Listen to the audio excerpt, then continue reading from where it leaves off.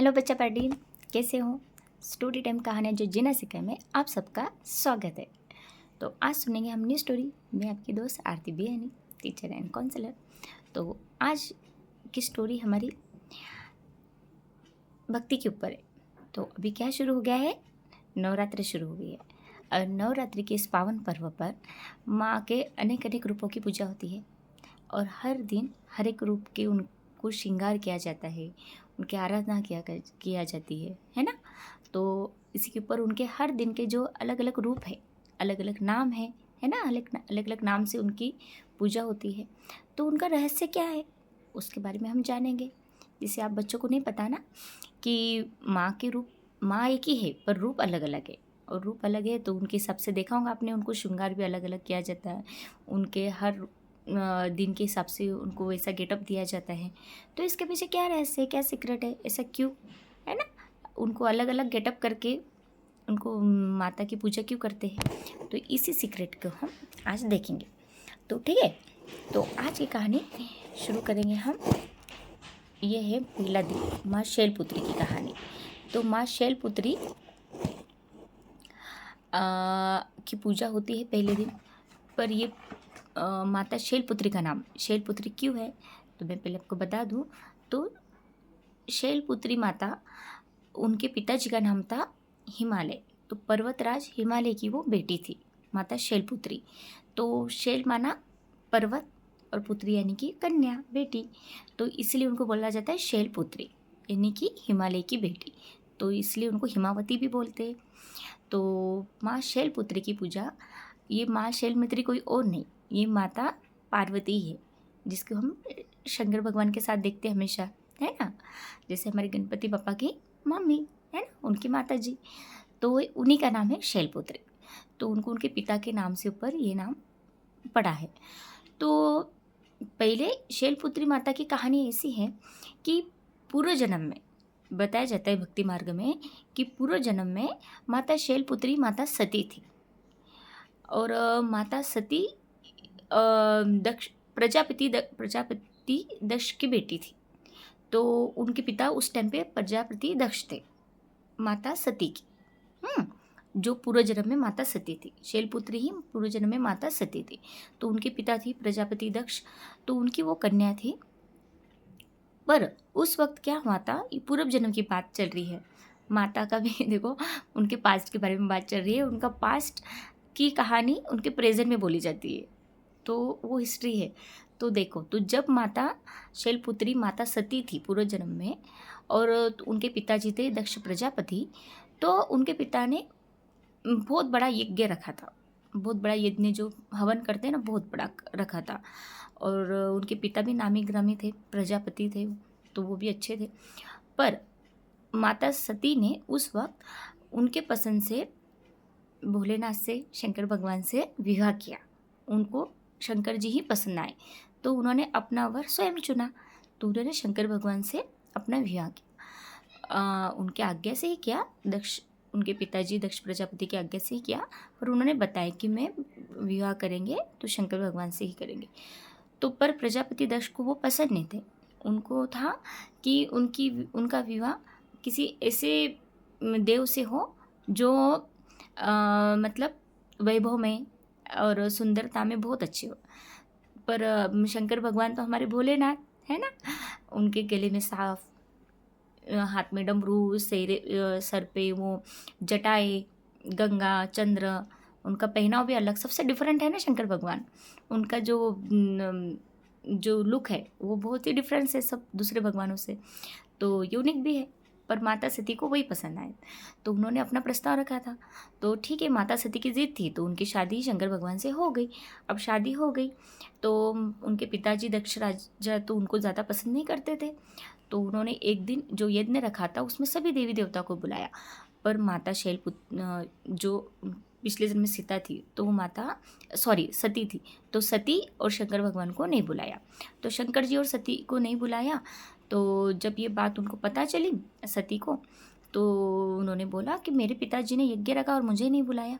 तो और ये शायद उनसे भूल गई होंगी, या फिर उन्होंने ऐसा सोचा होगा कि घर की बेटी है अपनी, इनको क्या इनविटेशन देना, इसलिए शायद उन्होंने नहीं बुलाया। तो वो ये सोच के अपने पिताजी के पास गई, ये सॉरी अपने पति के पास गई, शंकर भगवान के पास, और उनको कहा कि आज मेरे पिताजी ने हवन रखा है तो हम सब चलते हैं उस यज्ञ में। तो शंकर भगवान ने ने सती माता को कहा कि नहीं, बगैर किसी के बुलाए हम किसी किसी के घर पे हमें नहीं जाना चाहिए। तो माता सीता ने कहा वो तो मेरे पिता का ही घर है, उसमें क्या आमंत्रण की ज़रूरत है, इनविटेशन की, हम तो जा सकते हैं। तो पर शंकर भगवान ने आने से मना किया, और उन्होंने उन्हें कहा कि सती अगर तुम जाना चाहती हो तो जाओ, मैं तुम्हें मना नहीं करूँगा, पर थोड़ा अपना ध्यान रखना। तो माता सती तो स्वयं चले गई, और जब गई तो उन्होंने देखा सभी देवतागण आए, सबको मान पान रिस्पेक्ट दिए जा रही है, सिर्फ मुझे ही नहीं बुलाया, मुझे किसी ने याद भी नहीं किया, सब अपने अपने बातों में व्यस्त हैं। उन्होंने जाके देखा किसी को मेरी याद भी नहीं। तो अपने पिता के पास गई, दक्ष राजा के पास, और प्रजापति दक्ष से कहा कि पिताजी आप मुझे भूल गए थे ना, पर मैं आ गई, मुझे पता है आपने अपने बेटे को इनविटेशन इसलिए नहीं दिया होगा कि घर की अपनी बेटी को क्या इनविटेशन दे, ये घर तो उसी का है। तो माता सीता ने तो कि प्रजापति दक्ष ने कहा कि मैंने तो तुम्हें इनविटेशन नहीं दिया, तो तुम क्यों आई हो, तुम्हारे घर पे ही आमंत्रण मैंने स्वयं ही नहीं भेजा। तो माता सीता को लगा कि चलो ठीक है, पिताजी नाराज़ है शायद कि उनके पसंद के दामाद जमे राजा उनको नहीं मिले, इसलिए तो उन्होंने फिर भी ध्यान नहीं दिया। पर बाद में सब पूजा शुरू हो गई, और सब अपने अपने पूजा की विधि करने लगे। तब भी माता को ना कोई स्थान दिया गया बैठने के लिए। उनके पिताजी ने सबकी इतना रिस्पेक्ट कर रहे, मान दे रहे, और मुझे ही नहीं दे रहे, ना मुझे आओ भगत कर रहे हैं, बैठने को कर रहे, वो इन्वॉल्व हो रहे हैं प्रोग्राम में उनके यज्ञ में, फिर भी उनको इन्वॉल्व होने से नहीं कर रहे, वो इग्नोर कर रहे हैं। तो उनको समझ में आ गया, तो उनको बहुत बुरा लगा। तो उन्होंने कहा आप सबको रिस्पेक्ट दे रहे, सबको बुलाया, और मेरे पति को भी नहीं बुलाया। तो मैं अभी तो ऐसा समझ रही थी कि शायद पिताजी नाराज़ है इसलिए, पर आप तो मेरा भी अपमान कर रहे हैं। तो और मेरे पति के मना करने पर भी मैं आई, तो मुझे सच में शायद उन्हें पता होगा कि मेरा इस तरह से अपमान होने वाला है, इसलिए उन्होंने मना किया था। अब मैं कैसे उनको बताऊँ ये चीज़, उनके बात की अवहेलना करके मैंने गलती कर दी। तो उन्हें बहुत बुरा लगा, और उन्होंने बताया कि आप जिसको मेरे पति को आप कम समझ रहे हैं, वो तीनों लोगों के स्वामी हैं, वो भी ब्रह्मा विष्णु के समान एक नंबर पे है, तो उनसे ही पूरा जगत चलता है। तो उन्होंने बताया, और फिर उनके पिताजी ने ये सुन के भी उनकी और अपमान की, शंकर जी की और अपमान किया, उनके सभी चीज़ों का अपमान किया, उनके पहनाव का, उनके व्यवहार का, और उन्हें बहुत ही तुच्छ लगा। तो इस पे सती माता को बहुत ही ज़्यादा बुरा लगा, और उन्हें बहुत ज़्यादा अपमानित महसूस हुआ कि सभी देवतागण सभी के सामने इस तरह से जो अपमान हुआ। तो वो तो माता आदि शक्ति थी, है ना, पर उनको उनके पिताजी ने ही नज़रअंदाज करके उनके पति को नज़र से बहुत बड़ी गलती कर दी। तो माता ने स्वयं ही अग्नि प्रज्वलित की, और उसी अग्नि में वो भस्म हो गई, क्योंकि वो अपमान वो सह नहीं पाई। और उनके पिताजी को भी तो वो श्राप नहीं दे सकती थी, क्योंकि वो तो बेटी थी, तो बेटी का कन्या कर्तव्य जो होता है पिता के लिए। तो उन्होंने कहा क्यों ना, मैंने तो अपने पति की भी बात नहीं मानी, और मैंने सही का चुनाव क्यों नहीं किया। तो उनको खुद ही बहुत बुरा लगा कि मैंने अपने अपमान को खुद ही आमंत्रित कर दिया। तो उन्हें समझ आया कि बगैर किसी के बुलावे, भले वो अपने प्रियजन क्यों ना हो, अपने सगे संबंधी क्यों ना हो, पर किसी के बुलाने पे हमें कभी नहीं जाना चाहिए। जो उनको शंकर भगवान ने पहले ही बोला था कि किसी के सुख में जाना है तो उसके आमंत्रण की ज़रूरत है, पर किसी के दुख में जाना है तो बगैर आमंत्रण के चले जाओ। अब ये बात उन्हें बहुत ही बुरी लग रही थी, और इसलिए उन्हें स्वयं को ही उस अग्निकुंड में भस्म कर दिया। और इसलिए उसी वक्त फिर जब ये बात सभी देखते रह गए, और जब ये बात शंकर भगवान को पता चली तो उन्हें बहुत बुरा लगा, बहुत क्रोधित हुए, और फिर माता सती के वियोग में उनको समझा नहीं क्या करे। तो माता सती को अपने हाथों पे लेके वो कहते हैं कि तांडव नृत्य करने लगे। उनको बहुत क्रोधित हुआ कि क्यों सती ने मेरी बात नहीं मानी, वो तो मेरी सब कुछ थी, है ना। और फिर बाद में उनको शांत करने के लिए विष्णु जी ने सुदर्शन चक्र चलाया, और माता सती के देह के 51 जो पाठ किए वो 51 शक्तिपीठ में पूजे जाते हैं। तो जो 51 शक्तिपीठ है जो माता के नाम से गाए जाते हैं, उस नाम से माता की पूरे धर्म विधि विधान के साथ पूजा की जाती है। तो ये था माता सती की कहानी। और फिर बाद में तब माता सीता ने वो माता सती ने दूसरे जन्म में पर्वतराज हिमालय के घर पे जन्म लिया और उनका नाम पड़ गया शैलपुत्री। और यहाँ पे जो पर्वतराज हिमालय थे वो तो उन्होंने स्वयं ही माता से शैलपुत्री की शादी स्वयं ही शंकर भगवान से की। तो और इस तरह शैलपुत्री की पूजा की जाती है। पर वह आज हम शैलपुत्री की पूजा करते हैं, पर कहानी उनकी पास्ट लाइफ रिलेटेड होती है ना। तो पास्ट लाइफ से ही एक कहानी उनके लिए लिखे उनको बताया जाता है। तो ऐसे शैलपुत्री हिमालय की पुत्री वो कैसी बनी, इसी के ऊपर ये शैलपुत्री, इसलिए कहानी पिछले जन्म की कहानी को इस जन्म में दोहराया जाता है। इस तरह वो पर्वतराज हिमालय की पुत्री बनी शैलपुत्री। तो ऐसी माता शैलपुत्री की पूजा विधि विधान से करते हैं बड़े भक्तजन। और उनका जो होता है जगराता होता है, जागरण होता है ना, डांडिया होते हैं। माताओं को प्रसन्न करने के लिए हर तरीके से को भोग लगाए जाते हैं, उनको 16 श्रृंगार करके उनका अवभगत करते हैं और माता के भक्ति में रम हो जाते हैं।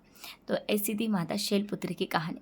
तो इस नवरात्रि माता शैलपुत्री की तरह हमें भी क्या करना है, इस बात को समझना है कि बगैर किसी के बुलावे किसी के घर पे नहीं जाना है। सुख में नहीं जाना है, दुख में भले ही जाओ पर सुख में नहीं जाना है। उनके इनविटेशन के बाद ही जाना है, भले वो अपने कोई ना हो, क्योंकि माता शैलपुत्री ने ये उदाहरण बता दिया। और वो तो माता थी साक्षात, फिर भी इस परीक्षा के लिए उनको ये उदाहरण प्रस्तुत करना पड़ा, स्वयं अग्निकुंड में जाना पड़ा। तो ये उनसे ये सबक हम ले सकते हैं। तो ये सबक को याद रखना और अपने मान की सम्मान की स्वयं रक्षा हमें स्वयं करनी है, ठीक है। तो माता शैलपुत्री की तरह हम भी स्वयं के सोमान में स्थित रहेंगे और खुद को हर विकारों से मुक्त रखेंगे। तो ऐसी थी हमारी माता शैलपुत्री की कहानी। तो हैप्पी नवरात्रि। नवरात्रि में मौज मस्ती अच्छी करो पर भक्ति के साथ, है ना। एक त्यौहार आती है तो भक्ति की में रम में गुनगान क्या बोलते हैं उसको, मग्न होने के लिए आते हैं। इसके लिए नहीं आते कि मौज मस्ती के लिए उस तरह की, है ना, वो नहीं। तो अच्छे से भक्ति में पूजा करिए माता की और सदैव प्रसन्न रहे और दूसरों को भी प्रसन्न रहे। तो स्वस्थ रहो, मस्त रहो। कहानी अच्छी लगी तो लाइक शेयर सब्सक्राइब ज़रूर करना। कल हम दूसरी कहानी पढ़ेंगे, अपलोड करूँगी दूसरी कहानी, ठीक है। ओके, चलो बाय, टेक केयर।